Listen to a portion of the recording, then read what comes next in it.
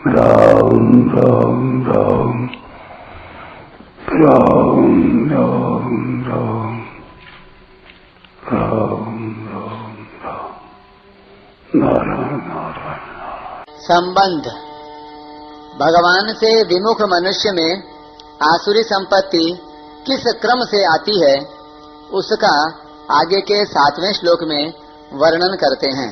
प्रवृत्तिं च निवृत्तिं च जनानां विदुरासुराः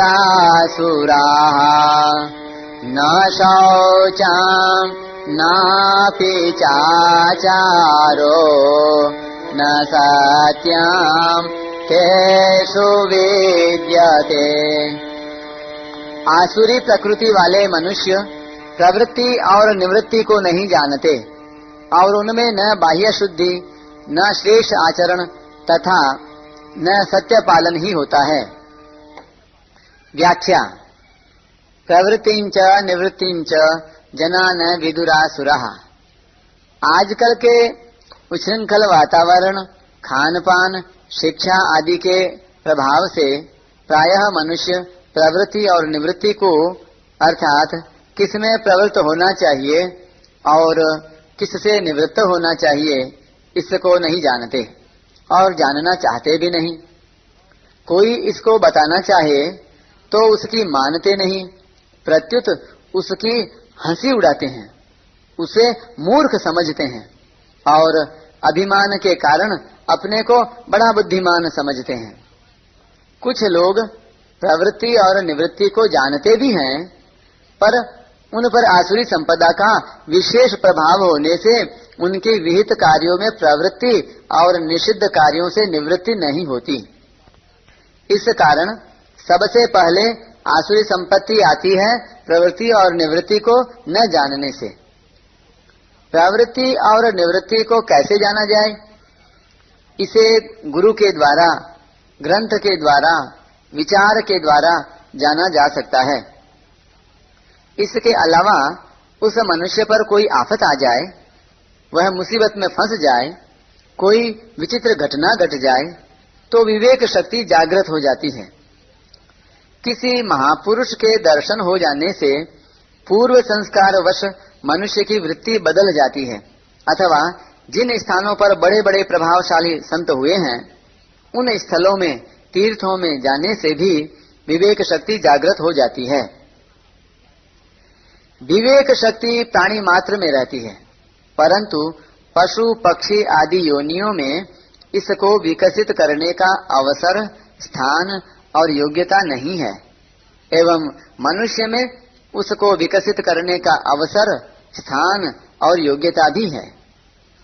पशु पक्षी आदि में वह विवेक शक्ति केवल अपने शरीर निर्वाह तक ही सीमित रहती है पर मनुष्य उस विवेक शक्ति से अपना और अपने परिवार का तथा अन्य प्राणियों का भी पालन पोषण कर सकता है और दुर्गुण दुराचारों का त्याग करके सद्गुण सदाचारों को भी ला सकता है।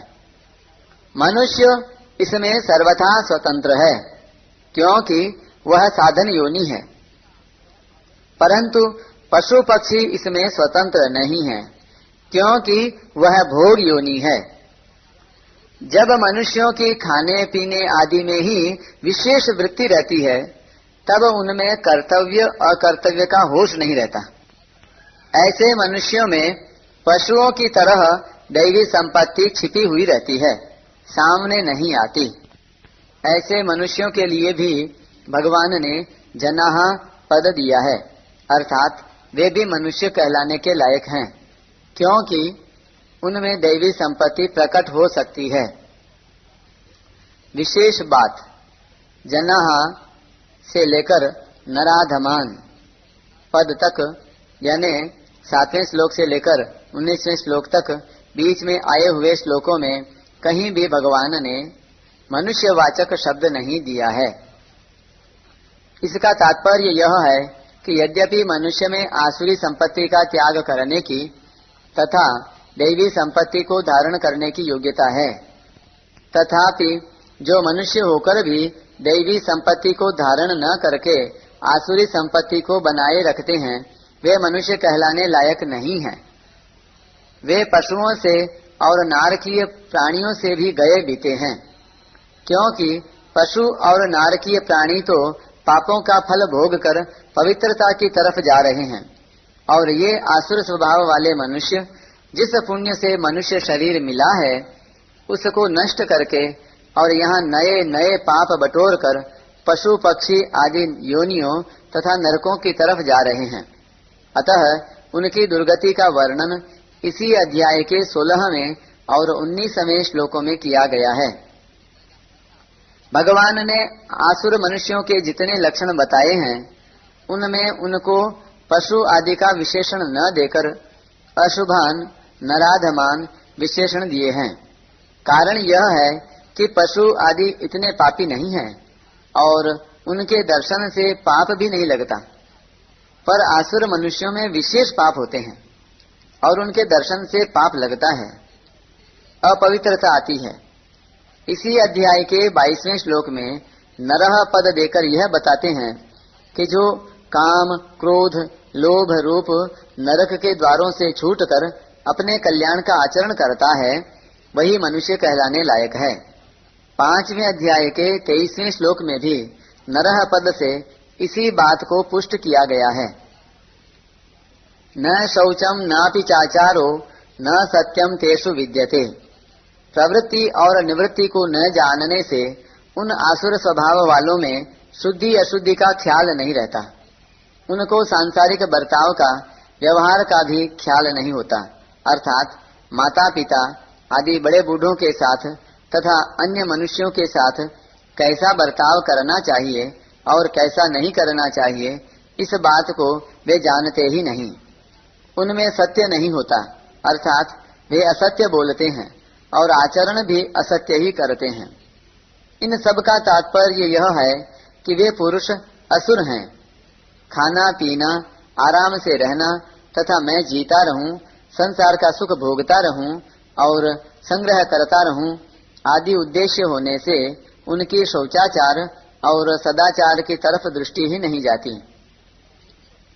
भगवान ने दूसरे अध्याय के 44वें श्लोक में बताया है कि वैदिक प्रक्रिया के अनुसार सांसारिक भोग और संग्रह में लगे हुए पुरुषों में भी परमात्मा की प्राप्ति का एक निश्चय नहीं होता।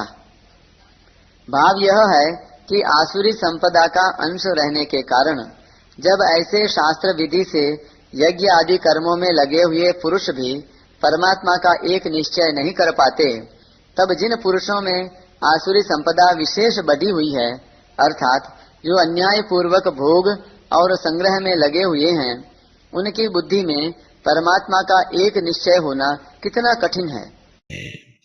गोस्वामी जी महाराज ने भी लिखा है, पापवंत कर सहज सुभाव भजन मोरते ही भावन काऊ।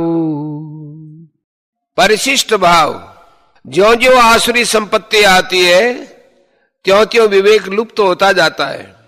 भोगों के परायण होने से आसुर मनुष्य क्या करना चाहिए और क्या नहीं करना चाहिए इसको नहीं जान सकते। उनकी निष्ठा तो लौकिक भी नहीं होती, अलौकिक तो दूर रही। उनकी निष्ठा नरकों में ले जाने वाली होती है। आसुर मनुष्य पिंड प्राण पोषण परायण होते हैं, इसलिए वे केवल अपना सुख आराम अपना स्वार्थ देखते हैं। जिससे अपने को सुख मिलता दिखे उसी में उनकी प्रवृत्ति होती है, और जिससे दुख मिलता दिखे स्वार्थ सिद्ध होता न दिखे उसी से उनकी निवृत्ति होती है।